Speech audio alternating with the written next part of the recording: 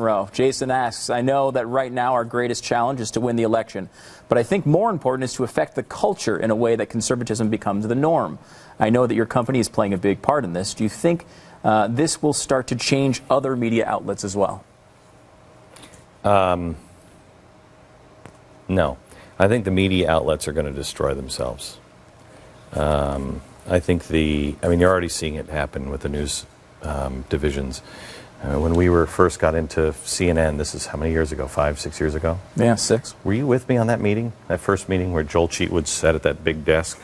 Were you there? I think you were. Yeah, I might have been. Yeah. I went to this big meeting at CNN at Time Warner Worldwide, and you take these big, huge elevators all the way up to the top in this huge, giant conference room, and I was like this little guy with my agent, and I think Stu was there sitting at one end, and then they had corporate executives all the way, and Joel Cheatwood, this vice president of programming development, sitting there. He said, "We'd like to offer you a job," and I said, "Going to be the shortest meeting in television history.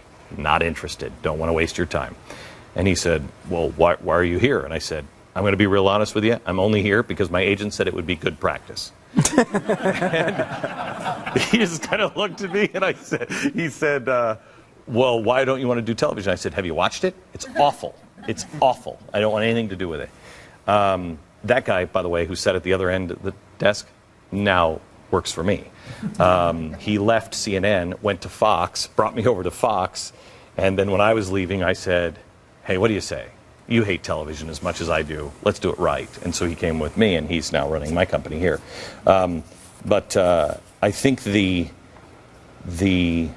way television and the media is run is going to just destroy itself. You're already seeing it in the record industry. There's no way to make money in the record industry anymore, and they don't know what to do. I got a meeting with the president of, I don't know, Warner Brothers or something like that, one of the big, Columbia or somebody. And I'm sitting there, and I said to him, "Look, I have this idea for music," and he didn't even want to take the meeting. And he said, "I'll give him 10 minutes. I came in, I'm not kidding you, an hour and 45 minutes into it, I looked at my watch and I'm like, I have got to go. He was so desperate, and he's not the only one. They all are like this. They are so desperate for anybody who has a different idea on how to make money that once somebody says, "Hey, there's a different way to go here," they just lock in. They are clueless, all of them, in all of the media, because they've built these giant places like this. They've built these huge things.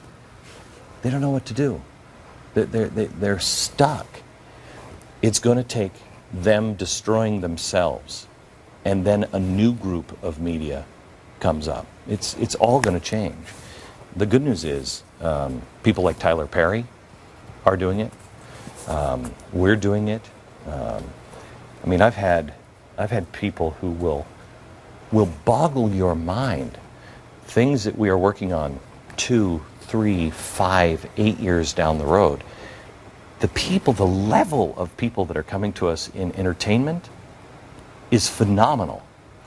But they're all the people who have either won all of the Oscars and all of the Emmys and they don't care anymore, or they're the new ones coming up saying, "None of that works.